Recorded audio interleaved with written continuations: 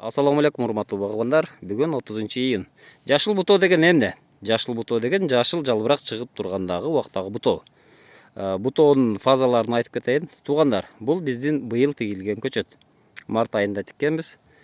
Негизинен 1 жылдык көчөттөрдү быйыл кесүүгө уруксат бербедик. Бул көчөт бийик өсүп кетти, ошондуктан эксперимент үчүн азыраак бутап койдук. Буну көрөбүз. Туугандар, бул жерден 2 гана бутак чыккан. Мына бир кесилген бутагы, бул 10 күн мурда 60 сантиметрден өсүп кеткен үчүн муну кыркып алып салганбыз. Эми туугандар, 10 күн убакытта бул бүчүр бутон пайда болду мынакей. Мында көрүнүп турат. Мындай экинчи, үчүнчү. Буларда негизинен 6 бутак пайда болду. Демек, 2 бутагыбыз биз эгер жакшылап бага турган болсок, анда күзгө чейин ушул 6 бутак болуп көбөйүп калат. Жаш дарактарда эмне үчүн жашыл бутоо жүргүзүлөт деген суроо. Убакыттан утуш үчүн 1 жылда 2 жашка же 3 жашка чоңойтуш үчүн бутаса болот. 1 жылда негизинен 2 жашыл бутоо жүргүзсө болот туугандар. Бул кесүүдөгү максатыбыз бутактарын көбөйтүп алуу. Кийинки жылга да кыркып отурбастан ушинтип көбөйтө алабыз. Мына ушул жашыл бутоодо жаш көчөттөргө ушундай кыска эле буталат. 1, 2, 3, 4 жалбырак калтырып бутаганбыз, мындан да көрүнүп турат. Көбүнчө ушундай жаштарды көпчүлүгүбүз бутап алабыз дагы карабай коебуз. Күн 35 градустан өтүп кеткенден кийин бул көчөттөр өспөй калат туугандар. Биз азыр 10 күндөн кийин кандай багуу берип атабыз, келиңиздер. Астында дайыма ным болуш керек.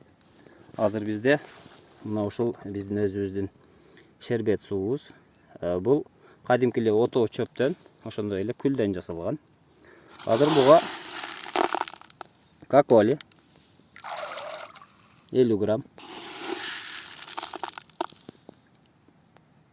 калий бар, диамофоска. Ушуну аралаштырып, биз азыр ушул жашыл бутоо менен өстүрүп аткан көчөткө куябыз.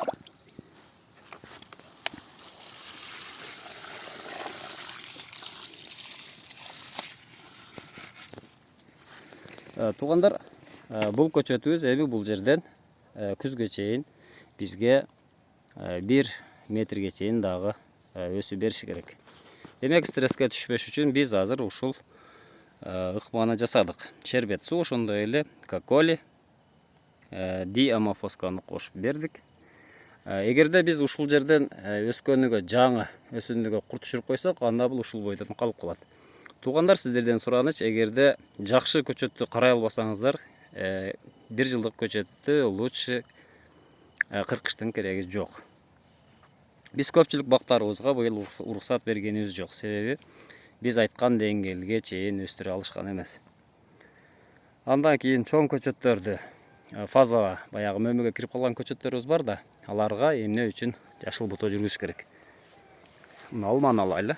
Алма арасына күн тийиш үчүн, мына бутактарга күн тийип, бутак бышыш үчүн бу жерден кырка турган болсок, мынча кыска эмес, бир аз коюп туруп кырксак болот. Мына ушуларга шамал кирет, күн тиет, бутак бышат. Туура багып бериш үчүн ушуларды кылып койсо болот. Же болбосо эгер жашыл бутоо кылсаңыздар, муну эшип бир аз бутагын кайрып ийип койсоңуздар дагы бутак бышып мөмөгө кирет. Демек, буларга күн тийиш үчүн ору бутактарды, ошондой эле мөмөнүн бүчүрдүн пайда болуш үчүн кылсак болот экен. Анан дагы бир нерсе, кийинирээк жасалат жашыл бутоо. Бул август айында же сентябрга чейин кылса дагы болот. Өстүрбөй кармап туруш үчүн бул чоң дарактарда жасалат. Ошол жерден кесип кое турган болсоңуз, кышкы кесүүгө караганда бул өспөйт. Өспөй ошол бойдон калып калат. Ошол максатта бойду кармап туруш үчүн жасалат. Демек, 5-6 максаты бар экен. Форма бериш, мөмөгө киргизиш, мөмө бутакты бышырып алыш, ору бутактарды алыш, абанын айланышын жакшыртуу, ошондой эле күнгө бышырып алуу. Мына ушундай максаттарда жашыл бутоону жасасаңыздар болот. Сиздерге малинамды көрсөтүп кетейин. Мына жашыл бутоо жасалгандан кийин бу жерде жашыл бутоо үзүү жасалган. Чыккандагы сразу эле мөмөгө мынтип аракет кыла баштады. демек мөмөнү дагы эртерээк бышырып жеткирип алса болот. Жашыл бутоо мына ушундай максат үчүн жасалат. Сіздер менен Багас Тур Кыргызстан каналы болуп, тынч аман болуңуздар туугандар.